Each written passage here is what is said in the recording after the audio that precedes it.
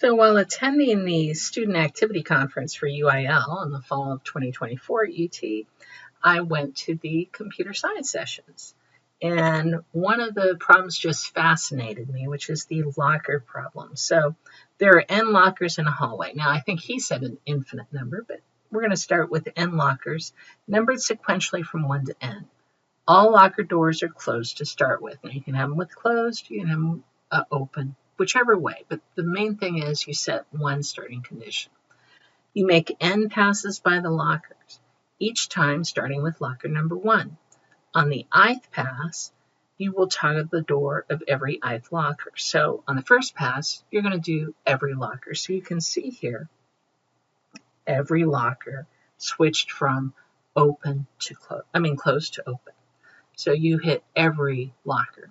On the second pass, you basically hit every second locker. And then on the third pass, so those are the only ones that changed. And then on the third pass, you hit every third locker. And those are the only ones that changed. So the question is, after the last pass, which locker doors are open and which are closed? How many of them are open?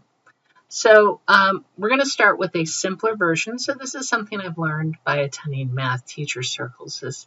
A lot of times we see this problem, it's overwhelming. Make it simpler. So I'm going to say we just have 10 lockers. Now I kind of can tell right off that the first locker is never going to change again, right? Because here I'm doing every 4. So everything, so the first stays the same.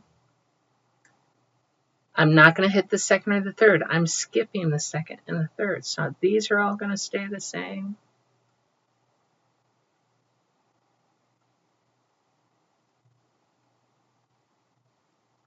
And now I'm going to do the fourth locker. That one's going to be open.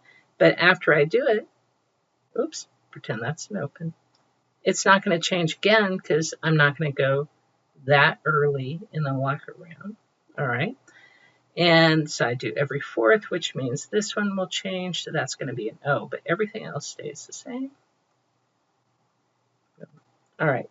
5th locker. So the 5th locker is going to change. So that's going to be closed. And it's not going to change again because I'm going to start after the 5th locker on every round after that. And see, I'm not going to hit the 6th. So the only other locker I'm going to hit on the 5th round is the 10th locker.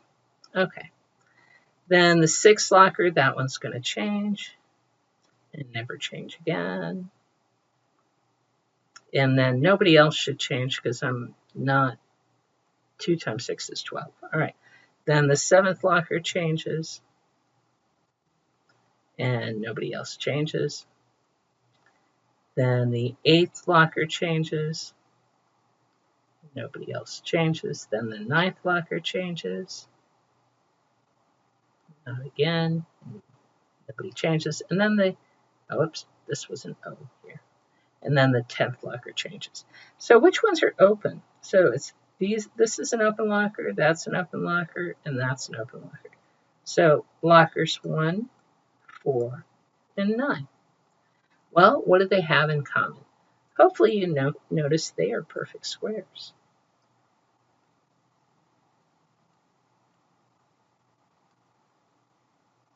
All right. So if there are an even number of factors, then what that means is the doors are always going to be closed because you're going to start open, then close, open, then close. So for even, it's always going to be closed. For an odd number of factors, the doors are always going to be open, right? So if you look at 1, the factors of 1 are just 1. The factors of 4 are just 1 and 2. And then, by the way, this is not a prime factorization. I'm just listing them. So maybe I should do that differently so it's not confusing because it looks like a prime factorization. Actually, I'm going to do it on the next page. So let's go to the next page. So why does this problem separate out the squares? Right? Let me go back to my pen. So why does it separate out the squares? All right, so we're going to look at factors. So a factor of 1 is 1. Prime factorization, we're going to say NA because actually 1 is unique. This has 1 factor. All right. Number of factors are 1 and 2. prime factorization is just 2, but there are actually 2 factors here. All right, it's 2 to the 1 is the prime factorization. Okay, 1 and 3, it's 1 and 3, also 2 factors. That is 3 to the 1.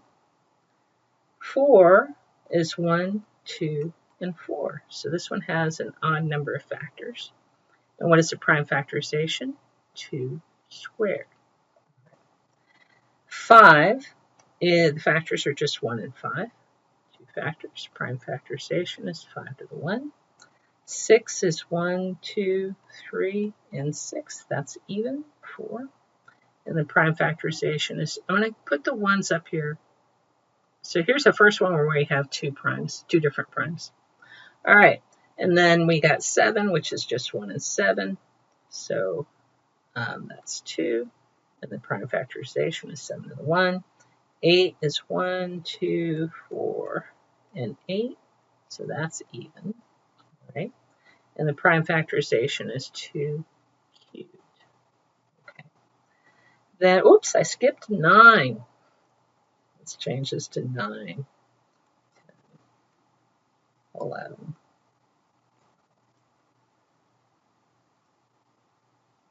And I'm going to skip 13. 13 we can skip, okay? All right, so 9, I don't want to skip 9 though. So the prime factors of 9 are 1, 3, and 9. I mean, the factors of 9. There are 3 factors, and the prime factorization is 3 squared.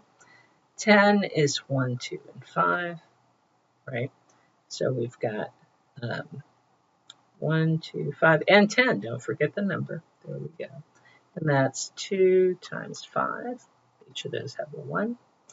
And then 11 is 1 and 11. All right. And that's it. So we have 2. So the prime factorization is 11. 12 is 1, 2, 3, 4, 6, 12, right? Yeah, that should be it. And I've got 6 here. And 12 is 2 squared times 3. We're skipping 13. And then 14 is 1, 2, 7, 14, 2. And prime factorization is just 7. 2 times 7. That's it. All right. 15 is 1, 3, 5, 15. That's 4. So and the prime factorization is 3 times 5. And 16 is 1, 2, 4, 8. I do want the 16. That's the 5. So you can see here are the odd ones. Our perfect squares are the odd factors. All right. So why is that? Let me write down the prime factorization. 16 is 2 to the 4th, right? 2 to the 3rd is 8. 2 to the 4th is 16. All right. Now let's take a look at these. How many can you determine how many factors there are? So we're going to ignore 1. 1 is fine. So here the exponent is 1, and we have 2 factors. Here the exponent is 1, and we have 2 factors. So for these two, it looks like 1 plus 1 gave us 2, right? And that's the one we're talking about, right? So that would mean, let's try it with this. 2 plus 1, that gives us 3. So it's kind of, 1 plus 1 gives us 2. So this adding 1 to the exponent is working great. Okay, so why is that? Well, here you go. 2 to the 0 is also a factor. Remember, 1 is also a factor, and 2 to the 1. Same thing here, 3 to the 0, 3 to the 1. Here it's 2 to the 0, 2 to the 1, 2 to the 2. All of those are factors.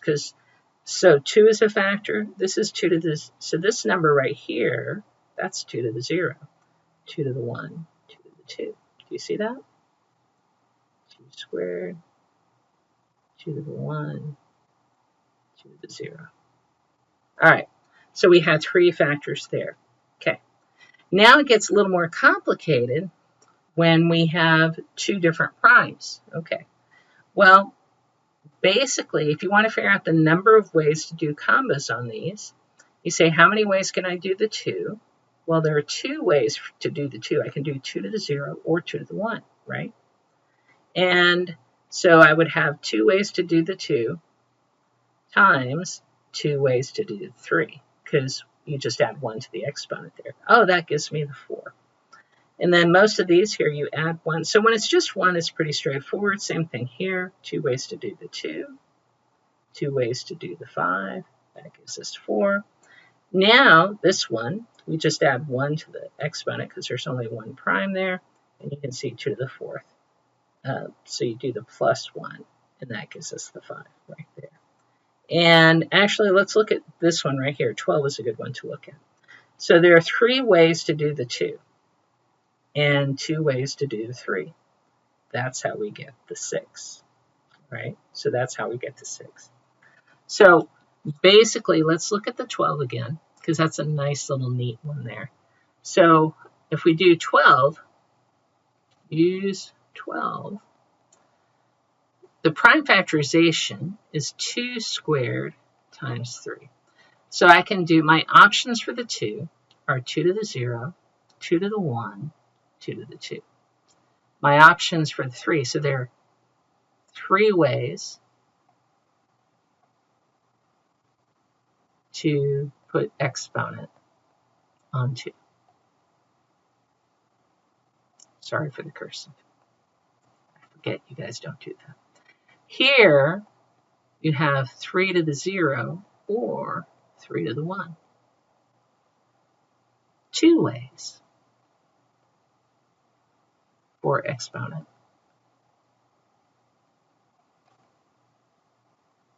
on 3. So then you go 2 times 3 equals 6. All right.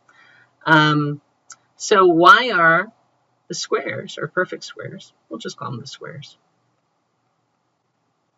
the only types of numbers to have an odd prime factorization?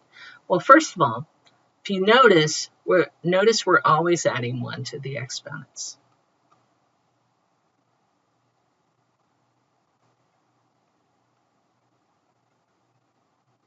One to exponent on prime factorization. So, because basically, because of p to the 0. P is your prime, all right? 1 is a factor. 1 is a factor, okay? So we have to include that. So we're always adding 1. 1 could replace one of those numbers.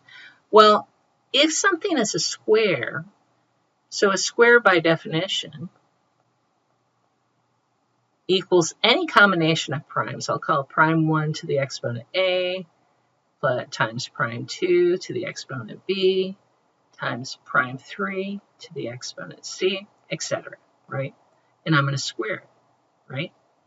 So that means the square is going to be p to the 2a, right, times p2 to the 2b, times p3 to the 2c, blah, blah, blah, blah.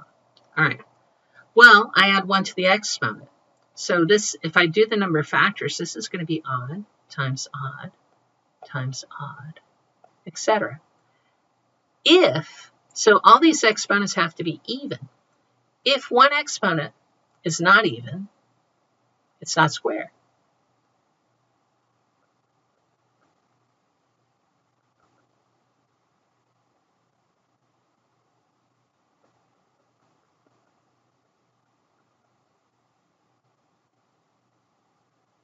Right?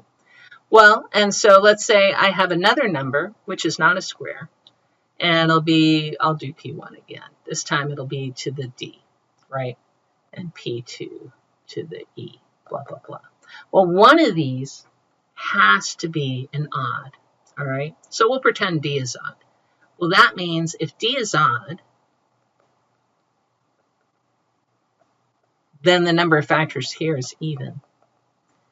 And it doesn't matter how many more odds you have, even times anything equals even. So if it's not a square, it will have an even number of factors.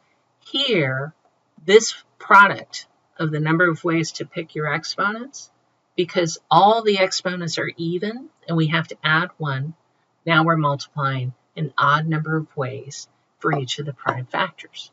So that is kind of a combination of computer science and number sense and basic number theory. And I hope you enjoyed that activity.